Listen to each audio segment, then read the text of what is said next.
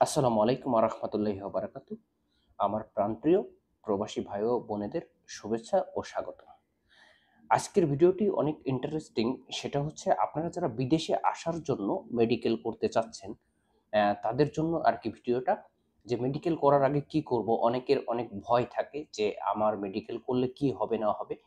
কারণ এটি অনেক গুরুত্বপূর্ণ, কারণ আপনার পাসপোর্টে অথবা দেখা যাচ্ছে আপনি বিদেশে আসার জন্য ফাইনাল মেডিকেল যদি করেন, সেখানে যদি আনফিট হয়ে যান, সেক্ষেত্রে আপনার আর যে দেশে যাওয়ার জন্য মেডিকেল করছেন ওই দেশে যাওয়াটা পসিবল হয়ে ওঠে না।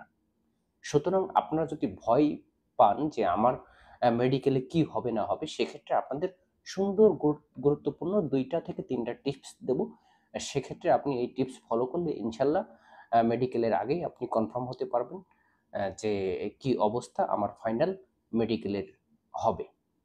সেটা হচ্ছে আপনার ফাইনাল মেডিকেলের আগে আপনি আ আ অন্য বাইরে যেকোনো প্রাইভেট অথবা দেখা যাচ্ছে আপনাদের পরিচিত মেডিকেল সেন্টার থেকে আপনার একটা প্রাথমিক মেডিকেল করে নিতে পারেন।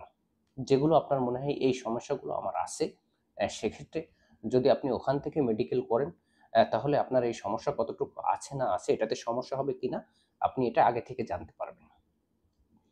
এবং মেডিকেল করার পরে আপনি ওই স্লিপটা আপনার কাছে রাখুন, এবং এটা সবচেয়ে ভালো হয় আপনার ফাইনাল মেডিকেলের ২ দিন অথবা ৩ দিন আগে করতে পারলে।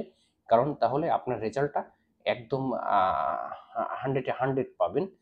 সেক্ষেত্রে ভয়ের কোনো সম্ভাবনা থাকবে না। আর যদি আপনার সমস্যা হয়ে যায়, সেক্ষেত্রে আপনি ফাইনাল মেডিকেল করলেন না, সেক্ষেত্রে আলাদা বিষয়। কিন্তু ফাইনাল মেডিকেল হয়ে গেলে যদি ফাইনাল মেডিকেলে আপনাদের আনফিট দেখায়, সেক্ষেত্রে আপনি আর যে দেশে যাওয়ার চেষ্টা করতেছেন ওই দেশে যেতে পারবেন না।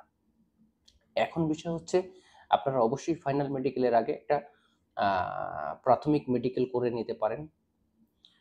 অথবা যদি আপনার মনে হয় যে আমার এই ধরনের কোনো সমস্যা আছে, সেটা আগে থেকেই বিভিন্ন ডক্টরের দেখিয়ে আপনি আগে থেকে ট্রিটমেন্ট নিতে পারেন।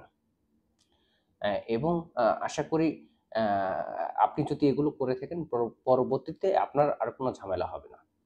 ধন্যবাদ, সবাই ভালো থাকবেন। আর আমার চ্যানেলে যদি নতুন হয়ে থাকেন, অবশ্যই আ আরো ভালো, ভালো ইনফরমেশন আমি দেব। আপনারা আমার চ্যানেলটা সাবস্ক্রাইব করে রাখবেন। ধন্যবাদ সবাইকে।